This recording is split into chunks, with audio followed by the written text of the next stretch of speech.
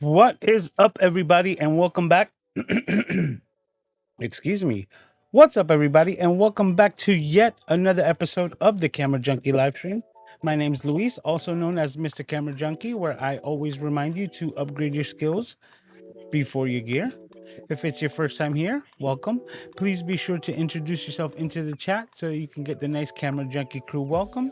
And as tradition goes around here, the first thing that we always do is go and check out to see who are the first members hanging out in the chat. All right. All right. And right now it looks like we just got Mr. Moderator hanging out saying greetings. Nobody else has chimed in yet. We got a couple of watchers, a couple of lurkers hanging out, but I guess they'll get around to the keyboards when they want to. But if that's that, then what's up, Paul? Let's get into it, right? Today, I'm going to be going over my audio setup. It's a bit complicated, and I've also realized that I have a very unique setup, and I guess my understanding has allowed me to construct this monstrosity of a setup here, which I'm getting into because I'm gonna be moving soon, so I'm in the midst of breaking it all down. So I decided, you know what, let me share it with you all, almost like document it at the same time so that I also know what I'm doing when I have to put it back together. No, I'm just kidding. But no, this way it's at the same time I can go through it, and I'm just gonna go through it and the mentality that I had. So first off, just right off the bat, what I wanted to connect was pretty intricate. I wanted to connect basically 3 computers. One of them is just gonna be like a dummy audio connection, and I'll explain that in a bit. But I wanted to have control over 2 audio or 2 computers in connection. And the reason why I had this brainchild is because of the piece of tech that was made available to us creators. First was the Rodecaster Pro 2, and a smaller version, which is what I'm using right now, which is called the Rodecaster Duo. So let me go ahead and go to my behind the scenes shot, so to speak, and let me mark it down. Let's adjust it for today's view. Oh, don't show the mess. All my behind the scenes, you don't need to see this mess. All right. So this is the little setup that I have here. It is the Rodecaster Duo, and the Rodecaster Duo is just, like I said, a smaller version of the Rodecaster Pro 2. Now, the Rodecaster Pro 2 is very unique in the fact that even though it's an audio interface and this the same, you have the ability to, like I said, connect 2 completely separate computers. And what this allows me to do is to have complete control in my liking over my audio in whichever form that it's coming into. Now, the Rodecaster actually gives you the ability to do digital and physical sliders. So it has more than just the 4 physical sliders that you have here, and you get to pick and choose with the Rodecaster or the Rode Central application that allows you to control all of these devices. But the most important thing that I want you to think about right now is that I have 2 right back here, 2 separate USB-C cables. Now, the first cable being the main connection to the Rodecaster, I have it connected right here to the Mac Studio. Now, what that does is that it becomes the interface of my audio. And that interface is now giving me the communication to adapt microphones and other audio devices. And at the same time, it is also controlling the audio that my computer is spitting back out, like what I would hear through the speakers. This is where I think the majority of people get a problem with these interfaces, which is they forget that now that because this is controlling their audio, their physical speakers, like these monitors that I have hanging out here in the background, they're connected probably via the 3.5 millimeter jack, and this is going to bypass that. And if your speakers are not set up for a system like this and they only have a 3.5 millimeter jack, then you would have to adjust a couple of things or maybe get some adapters to still use those speakers with a setup like this. So automatically, as soon as you select this to be your audio source or your audio interface on the computer, then the computer is now going to be shooting all of the audio from your video files, from your YouTube videos, everything like that is going to be coming out of here. And if your speakers that you're listening to are not connected to this, then this is not going to magically kind of send the signal back to your computer and then through the traditional 3.5 jack so that you use these speakers. You would have to disconnect it from your computer the way that it was connected originally and now connect it to the Rodecaster Pro. Now, you have a couple of different options. The outputs for your speakers or your monitors, however you want to say it, into these systems are going to be coming out of these connections right here off to the side. Now, you know what? Let me see. I'm going to try to do something here on the fly. I'm going to open up. I'm just going to like talk my way through it. I'm opening up my Chrome, and I'm gonna try to see if I can just grab a picture of the back of the Rodecaster and just put it here, like in this area. So let me just do it while I'm saying it. So Rodecaster Duo. Let me put back for the images. Oop. Let me see if I have. Okay, I think this is going to work.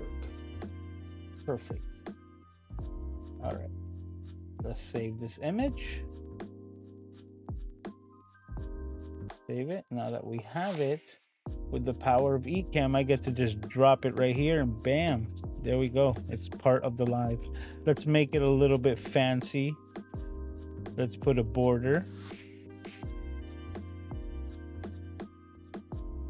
And some corner radius because of it. Bam, there you go. Soften those corners up. Just because we can. All right, so now, this is what we're looking at on the back side. Let me make it a bit bigger as well. Bam. On the back side of the Rodecaster. So now, what you can see is that there's a left and right audio jacks right here. On the right side of the 4 ports. So you have the first two from going from right to left in this image. You have 2 XLR ports, which are multi-tap ports because they're able to take is it the 3? The bigger jacks, man. I forgot the fraction of it, but I digress. So it could take standard like the jacks or the cables that you would use for a guitar. I forgot the size of them. Maybe Paul will help me out. But it's got the bigger adaptive cables, right? So that's where the audio is going to be coming out of. Then you're going to see you have headphones 1 and 2 ports right here, right? Or better said, like right there. And that's for the people, if let's say if you're using this as a standalone device. So at the moment, we're not going to be using those. What you're going to be using is the outputs left and right. So like I said, if you have a traditional 3.5 millimeter jack, you're probably going to need to get an adapter that's going to go from the 3.5 to RCA. And RCA is just the standard old school cables that we used to get for all audio, which are like usually the ones that you would get in with TVs, right? Those RCA cables that would give you a red, white, and a yellow, which is like left, right audio, and video was the yellow cable. Then once you got into HDMI, you split off all the colors. We're not going to get down that nerdy road, but those old school cables, which if I could pull one out here, I don't think this is going to give you. You know what? Let's try something here. Let me try this shot. See if this one works. Ooh.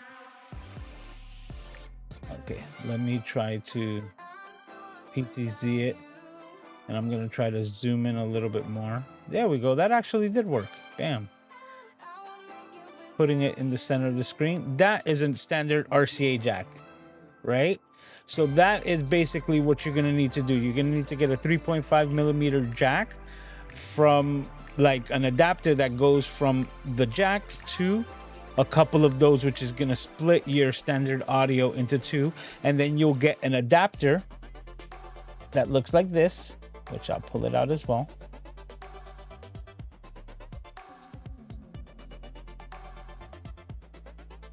And this adapter, just making it basically analog, will allow for your Rodecaster to now produce the audio from your computer and pump it back out to the speakers that you're using traditionally, right? So then you'd be using these standard speakers normally, or whichever ones that you have, because I think that that was the biggest hiccup that most people have. But now I'm gonna show you how I have mine connected, because even though I have these RCA cables connected, they're not connected to an adapter. Oh, don't lose this piece. I actually have the back side, and you know what, let me see if, you know, I'm gonna bring up all the pictures.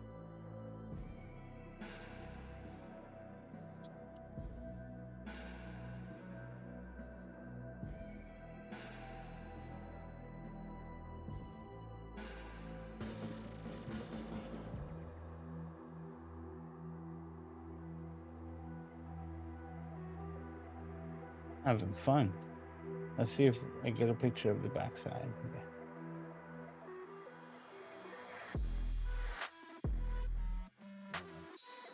Yeah, there we go.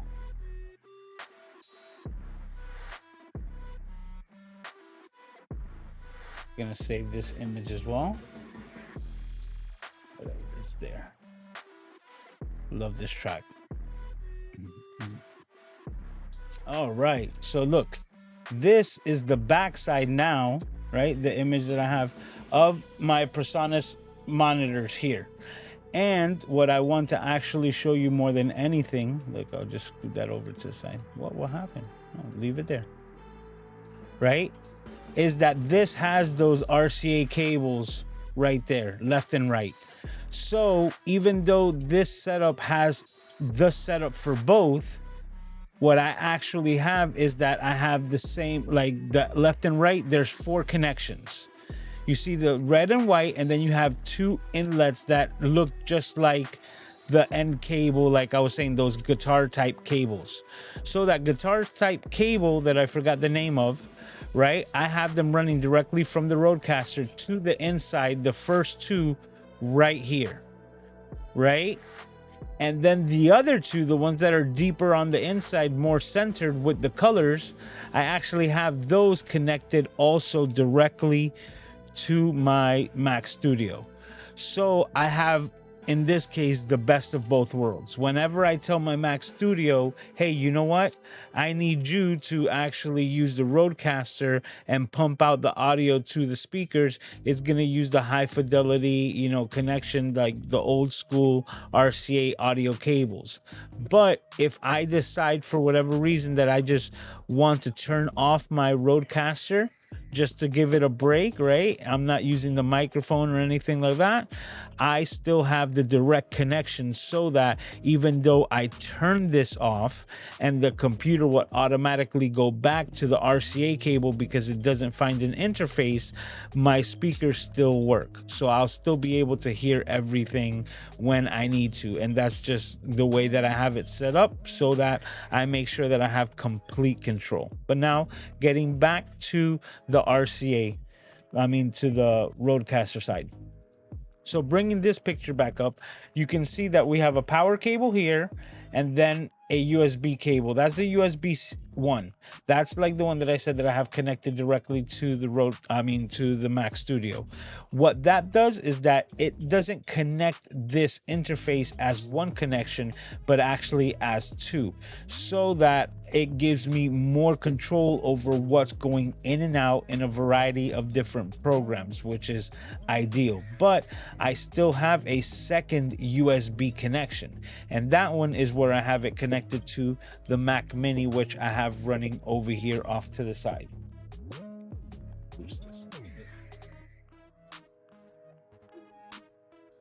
Which is what I have connected over here. So now I have two computers, and with the power of universal control and Mac interface, what I have the ability to do as well is that I have the ability, and I'm not sure if we'll be able to see it. Do you see the big cursor here on my screen, right? I'm making it extra big. I'm able to just swing my mouse, and now my mouse is controlling my Mac Mini, and that's universal control. So because of that, my same keyboard and mouse that I have connected to the Mac Studio easily controls the Mac Mini. So it's in addition to, and it works as an amazing companion. So I'm able to run processes, completely different videos and everything like that. But the audio, instead of being lost to a completely different audio device, is connected to the same Rodecaster Pro. And because of it, I have control over that music, and I'm able to mix it in to the production that I'm doing here on YouTube. That's all coming out of this machine. So the music that you always hear in my live streams is actually coming from the Mac Mini, and it's less load that I'm putting on my actual machine. So it's one less task that it has to do. So because I have the Mac Mini there, if I needed to pull up any other audio, a video, anything like that, I have complete control, and all of the audio, you understand, and all its glory is not going to get mixed in with my microphone and the rest of my things. The reason why is because throughout this entire time, Aiden is hanging out over here having a blast with his toys. Paul knows, like, he heard all of it earlier today. Right. Oh, talking about that.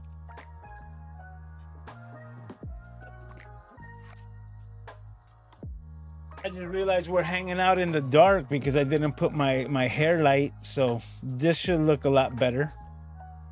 So yeah, so Aiden, with all his noise and everything like that, I have it controlled through Crisp and through a couple of other, you know, like noise mitigation programs. But nonetheless, I didn't want those programs to knock out the music that I wanted to pump out from this computer. So for that reason, I needed to split the audios so that I can still get the music and all its glory coming in completely separate from a completely separate feed. And with the controls of the Rodecaster, I'm able to quickly just increase the volume of the music,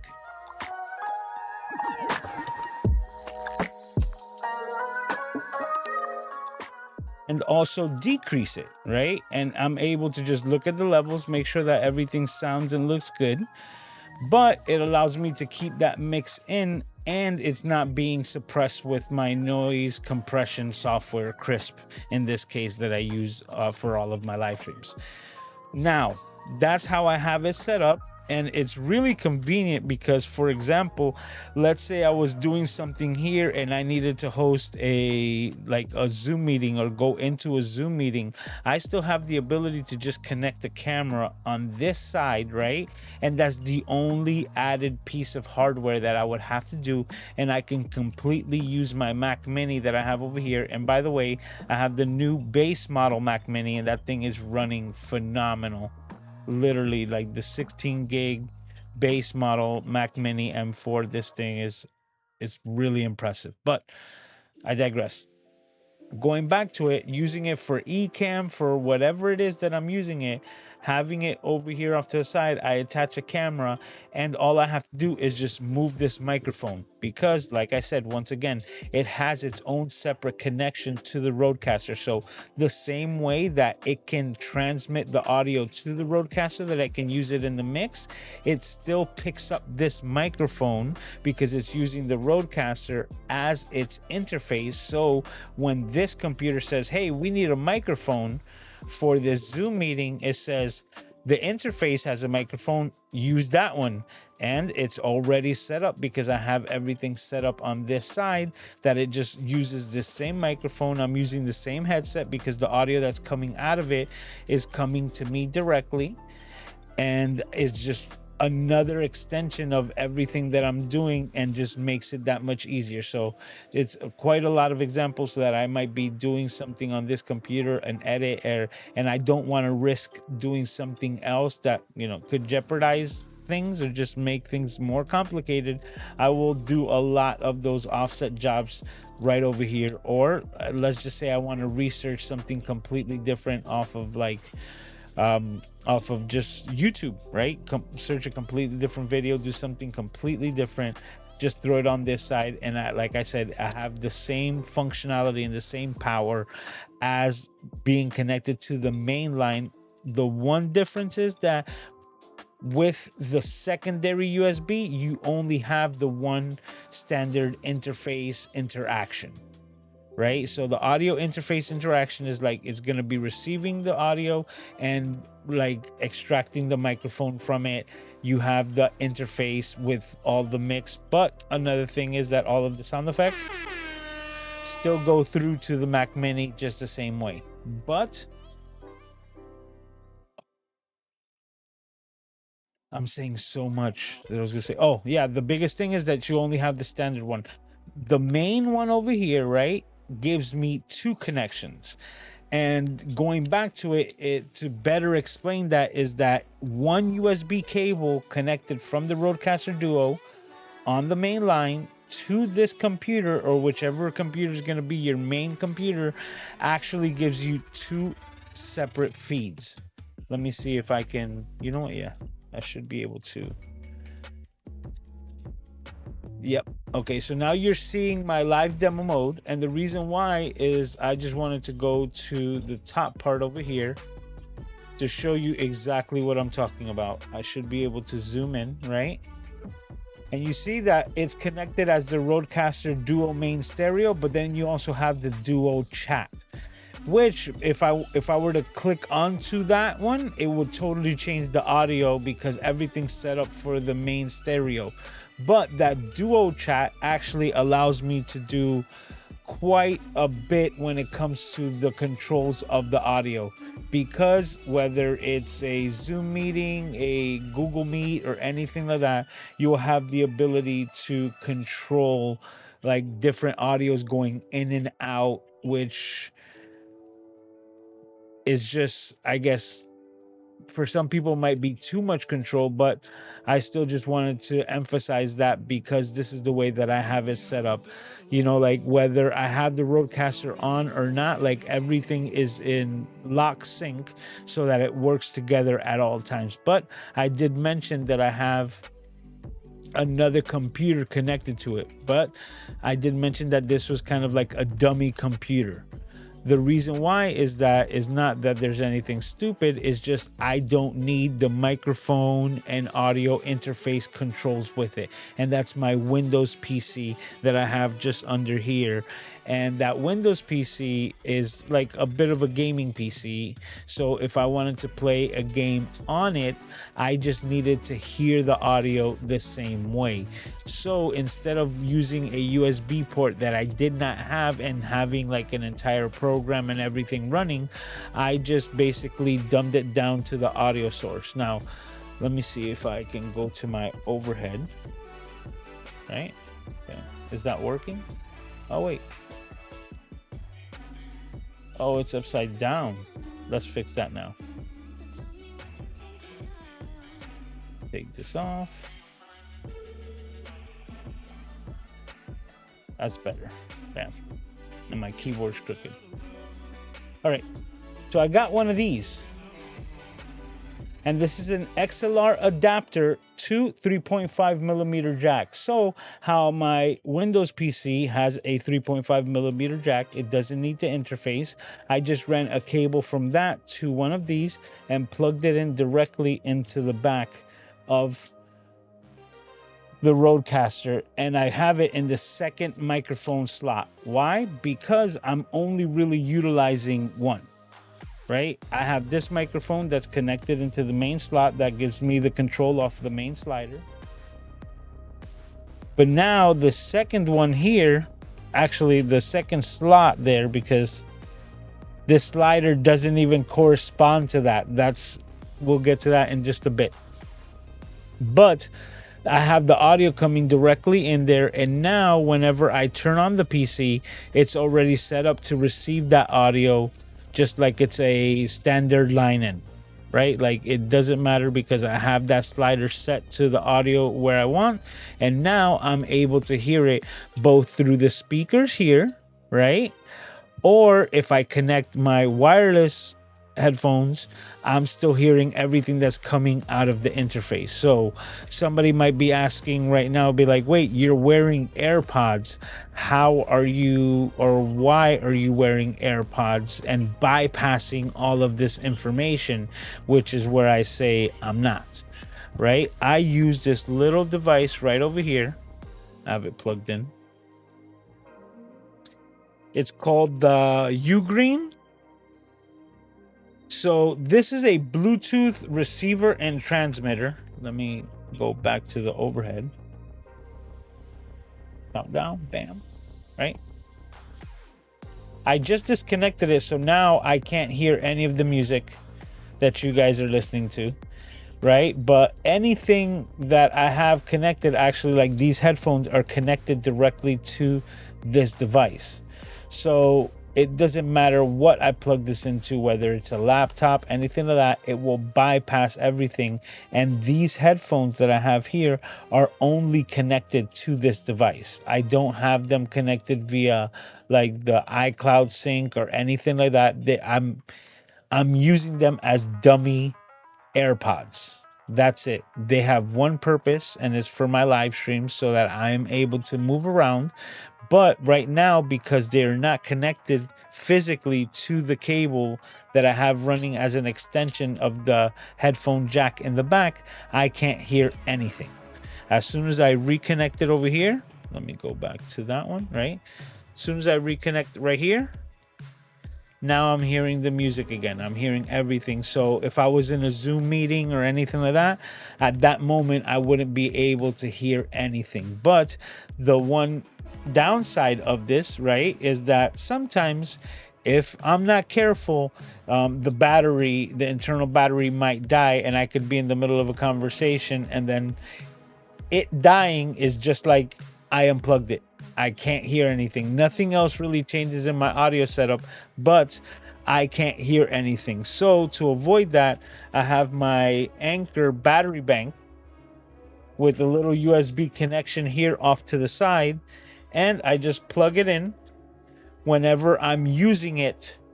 And with that, you can see the lights red. It's still active, it's still working, but at the same time it's charging it. And that's been a fix for me, where it's never died on me ever since I've been implementing this. So this is my wireless setup, and that's because I don't want to be wearing cans all the time if not necessary. And if I wanted to connect a set of headphones, it's as simple as changing this connection right here, because this is the extension, is just a standard connection to the back of the Rodecaster, because I didn't want to have to constantly be plugging in and out headphones from the back here. So I set it and forget it, ran the cable to the front where I have complete control, and it's easily accessible here on my desk. So that's exactly how I have it ran. So just in case the worst could happen as far as the debacles of me messing up my audio or this not working, the AirPods not being charged, whatever it is, I can still go back to headphones, you know, like the traditional wired, which is ideal if you're running a setup like this. But in my case, I kind of need the flexibility of not being connected physically on a cable here if Aiden were to need me for any emergency. So that's what I would be doing right away more than anything. So that's my use case. But that's how I'm actually have 3 actual computers.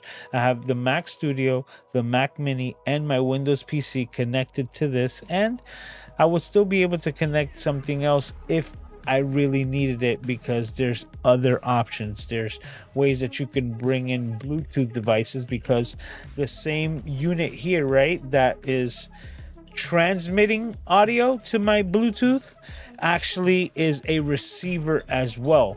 So I'd be able to maybe transmit, right, something like this or receive either which way from another audio device or maybe a completely different computer, and because it's transmitting the audio, it would be able to be received because the Rodecaster actually has a Bluetooth receiver in it. Which what you can do with that is, like, let's say you did not have a separate computer here to run music in the background, but you still wanted music, you'd be able to open up your iPhone and connect to the Rodecaster system via Bluetooth and then play your favorite music. In this case, I recommend, copyright free music that I use with Epidemic Sound. Open up the Epidemic app and then start running that audio from your phone, and the Rodecaster will just pick it up via Bluetooth, and then once again allows you to throw it into the mix. And that's the way that I have my audio set up here. And I'm just gonna go through it one last time to think if I'm missing anything. No, I mentioned microphone is on the number one. Yep, so that's it when it comes to the physical aspect. Everything else has to do with the programming that happens here inside the Rodecaster. So let me see if I can do something real quick over here. I'm going to try to share a screen. All right, and you can see that I have that up. Let me see if I can just... Road Central. Bam. That's exactly what I want to have there. There we go. So this is the application. This is what we call the Road Central. Let's now take off those corners. There we go. Okay, so this is actually like the interface that you'd be seeing inside. So this is a touch panel, but I brought it up here on the computer so that we could all look at it together. So this is the Road Central, and this is how I have it set up. As you can see, these first four colored slots here, right? We see a microphone 1, a USB 1, a chat symbol, and then a number 2 here. These are my physical sliders on the device. So as you can see, number 2, right, is in the 4th position here to the right, which is the 4th, and it's color coded the same way. As you can see, the purple light on the display here. So that is telling me that it's connected to the USB 2 slot. And as I mentioned before, the USB 2 slot on the Rodecaster is connected to the Mac Mini.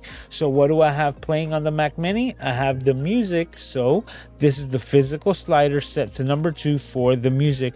And once again, if I were to raise that, the music raises, and control that back down to a manageable level. Okay.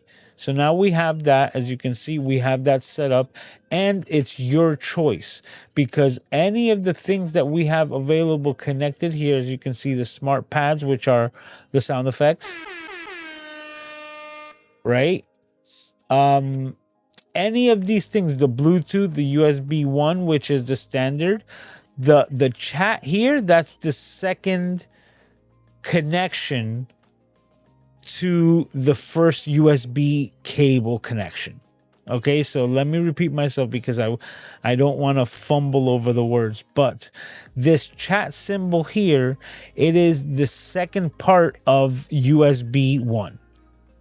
Right? So we have USB 1 here and USB 2, which is connection to computer 1 and computer 2. But because the first USB connection gives you 2 connections to the actual computer, then that's how they differentiate it, by giving it the chat symbol and naming it the Rodecaster Duo Chat Connection. And it has the same exact power as the same first connection. So I have these sliders set up so when I'm connected into a Zoom meeting and I have different things running, I have the ability to up and lower that slider, that information, and add or remove that to the mix to my leisure. So that's exactly how I have it set up, because number 1 is my microphone, which is what you're hearing me on. USB 1 is what I'm actually getting out of the computer. So USB 1 is actually the slider that controls how loud I hear everything coming out of my computer. It's mostly for the physical control, is my physical volume. So I set everything on the computer and I can have everything at 100%, right? And when it comes out of the computer, it's blasting full blast, but it's not blowing my eardrums because I have control of the levels of how loud it's going to be mixed back to me through the second actual physical slider. The same thing for chat and the same thing for this number 2. So number 2, right?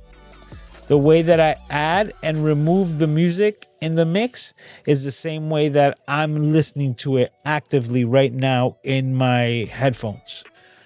That's why I'm always playing music here as well, because of the simple fact that I'm hanging out. So I'm listening and jamming to these songs while we're doing the live streams, because that's something that makes it more fun for me. Like I was mentioning before, I'm like, that's my jam. Like, oh, I love this track.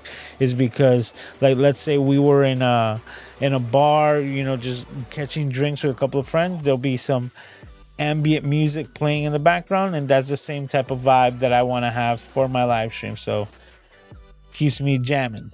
And that's exactly how I have it set up. So as you can see, the first 4 there, the first 4 are the physical sliders. Now, if, like I said, if I wanted to change any of them, like this one over here, which is like the Bluetooth, I'm able to grab it and then throw it on here. See, and change that. If I were to do that, then it would change the actual properties of the audio, because it could throw the music back to 100%. So that's why I'm not doing it. But that's how simple it is through the Rodecaster Duo itself, or if you're using the connected app like I am right now, the Rode Central, to connect to it and make all of these adjustments. So that's what you have the power to do with this. And that's why I said that even though the second connection physically on the device was the computer, the slider here that's like directly in line with it has no connection to it digitally, because it's not really connected to it physically. All connections on the Rodecaster are digital. So even though it has a physical slider, it's up to you that you get to decide what you want to have on that slider and what level you want to set it at. That's why I'm absolutely like in love with this device, because as you can see, I'm all tapped out. I have all the holes that we have on the Rodecaster, all the in and out ports, except the one in the front here. I have them all tapped out, and I'm making the most out of this, both with my 2 and 3rd computer. So it's pretty interesting. But whenever I want to use my Windows PC, I turn this monitor from HDMI connection number 1, which is connected to the studio, to HDMI connection number 2, and that's my Windows PC.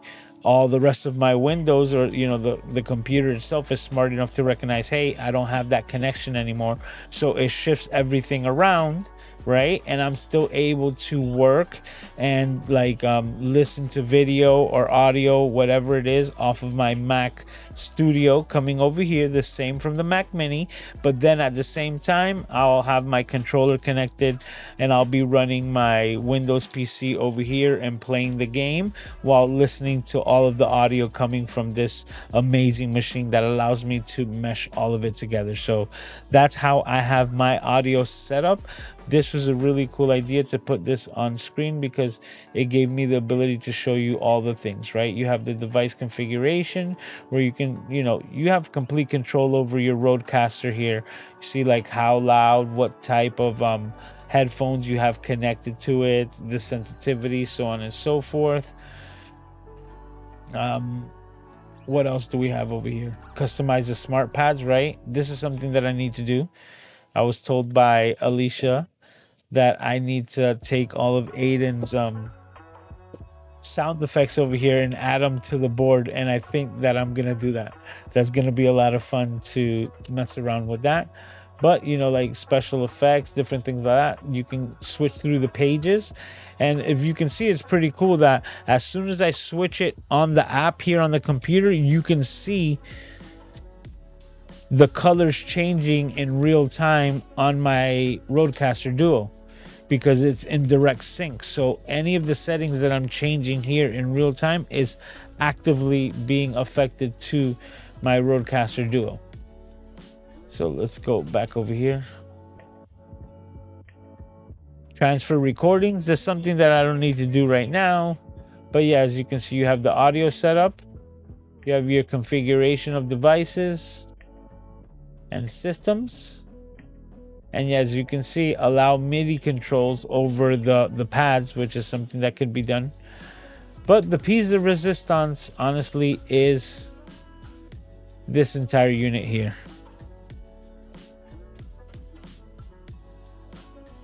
It's what makes this whole synchronization of all of the audio possible.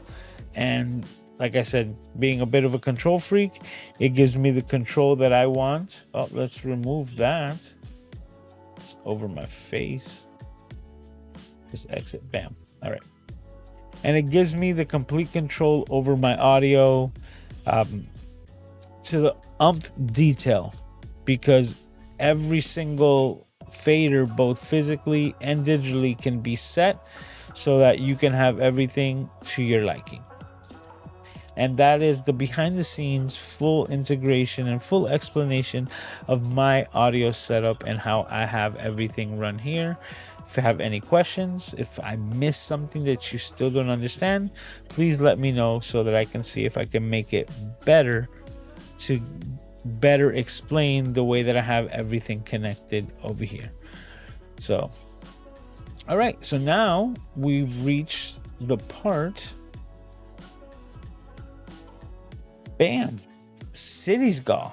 Channels that I think you should go and watch. And this week, we have none other than the one that I wanted to get to you guys last week. So if you guys were here last week, I was talking about 3D printing and things like that. And the channel that I wanted to find, because they had created some 3D printed camera parts, was Nomad Productions. I had called them Built or something like that. That was a completely different YouTube channel. These are the guys. Now, as you can see, they have 389 subscribers, so not too many people know of them. So let me be the first to introduce you to Nomad Productions. Now, it's a couple of guys, you can see, young guys, and they're getting into everything when it comes into filmmaking. I'm really liking the look to their thumbnails, right? And their production quality is, I think, very good, especially for such a small channel. The first video that I saw, as you can see here, is a couple of months ago, is the 3D printed shoulder rig that you can make for $50. So that's how I found the channel, and then I saw a couple of the other videos before I subscribed myself. So this was the Cities Gaw that I wanted to give you guys last week, which is, oh, I left this thing on here, which is what I wanted to tell you about the 3D printing. And it's this week's Cities Gaw channels that I think you should go and watch. Nomad Productions, go ahead, check them out, give them a follow. Up and coming YouTube channel, and I'm really excited to see what they're going to be coming out with in the future, both on the production side here as far as videos, and to see if they come out with any other camera 3D printed thing. All right, so that's it. That's this week's Cities Gaw channels that I think you should go and watch. Bam. And we did it, everyone. This was a successful. Did I just lose the... Oh, I'm in a completely different screen. See, I messed myself up. There we go. All right, everyone. This was success. This was episode 230. And if you don't know what I'm talking about, that is 230 consecutive weeks of the Camera Junkie live stream without skipping a beat. And as always, I want to thank every single one of you for hanging out here with me. You guys are the reason why I do this community. You guys make this the place where I want to hang out every single week, with the music, with the vibes, just nerding out on camera things and audio and everything. Content creation and YouTube is just what we do here. So if you like what you saw, make sure to hit the like button, subscribe if you haven't already, and mark down on your calendars 10 p.m. Eastern Standard Time every Saturday night from here till infinity on the Mr. Camera Junkie YouTube channel, because we're going to be doing this every single week. We are 4 years and counting. I can't believe that. Like, that is over 4 years of weekly consecutive live streams, and there's just no end in sight. So as always, I want to thank you for making this my favorite place to be. So everyone, take care of yourselves and each other, and I can't wait to see all of your smiling faces right here on the Mr. Camera Junkie YouTube channel, where we do this all over again. I can't wait to see your smiling faces for episode 131 of the Camera Junkie live stream. So until next time, talk to you.